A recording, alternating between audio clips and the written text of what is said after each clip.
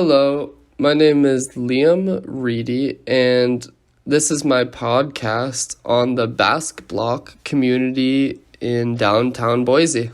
So, to start things off, good evening. Welcome to another episode of my podcast. Tonight, exactly who the Basque people and how did they end up in Boise, Idaho? I am a student at Boise State University.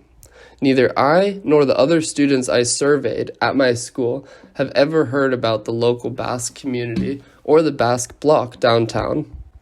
But I had driven through the area many times on Grove Street between Capitol Boulevard and 6th Street. Not only does the Basque Block exist, but it is a vibrant mixture of businesses and historical resources that continue to speak to the existence of the Basque culture and values in Boise today. The purpose of my podcast today is to inspire you all to learn more about your local Basque community. No one can tell a Basque's story better than a Basque.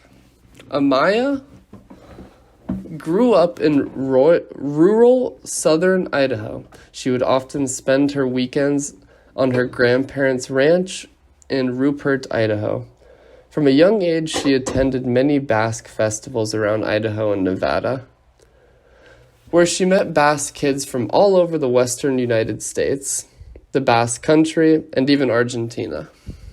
During her senior year of high school, she was allowed to take on Basque culture as an independent study. One maintenance worker at her school was actually from the town of Arita, and he would try to help her learn to speak in her spare time. Speak the language in her spare time, Amaya went on to attend Boise State University, where she received a bachelor's in film and a minor in Basque studies. Because she wanted to continue to explore her Basque heritage, she produced a documentary film called Basques in the West, composed mainly of interviews with her friends and family in the community. Much of the information in this podcast was taken from Amaya's film. Why they came. The territory now known as the Basque Country has long been a source of conflict between France and Spain, with the area changing sides and being divided many times over the centuries. The regular outbreak of armed conflict in their region forced many Basque people to cross the oceans and take their chances elsewhere. A large number landed in the United States in 1830 after the Spanish Civil War. Alicia Dredge's mother had to hide in a forest with hundreds of other Basque people when the Germans bombed her town. She was lucky enough to be able to board a ship bound for New York, where a Basque hotel owner met her at the dock. Valentin Argue waited for ships to dock and then called out for Basque passengers. He offered to provide shelter and lodging for these new immigrants bound for other parts of America. Some of the Basques traveled up the Sierra Mountains, lured by the prospect of gold, then made their way to Idaho, where they eventually found jobs and settled down. Basques in the future Gem State were often able to find work as shepherds and ranchers. So, what defines the Basque culture? In my mind, these 8 things are what defines Basques and the Basque culture. The Basque language is extremely complex and is spoken in several different dialects. Basque is one of the world's oldest living languages. Basque regions have their own unique festivals. The most recognized festival is the Running of the Bulls, still held in Spain every July. Folklore is very important to the Basques, and many of its myths and legends are still celebrated today. Basque mythology is similar to Romans and Greeks in that they have goddesses representing different things. The Basque Country is home to one of Spain's most famous wine regions, La Rioja, and the most popular drinks from the region, a slightly sparkling, dry, white wine, which goes well with pintos, a Basque-styled drink. Basques have their own national sport called pelote, or pelota. The game is like a cross between handball and squash, and is very fast. Traditionally, it was played on outdoor courts called frontenones. However, today there are a lot of indoor ones as well. Not only do the Basques have their own national sport, but rural sports such as stone lifting and log chopping still exist as well. One of the best times to see these sports in a competitive atmosphere is during festivals or holidays.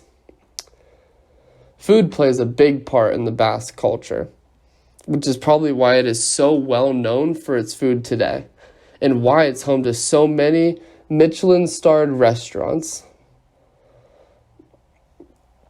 Eating for Basques is not just for sustenance and survival. However, it is a social activity and pastime.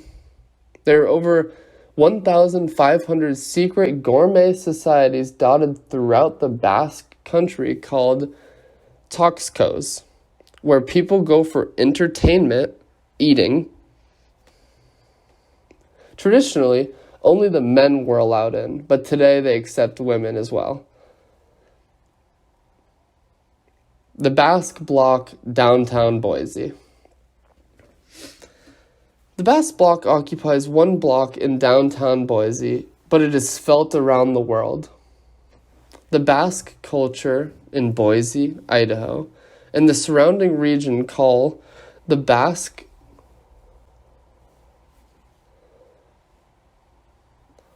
Block home. And in many ways, it is home to many of Basque immigrants who came home to Idaho in the 1800s.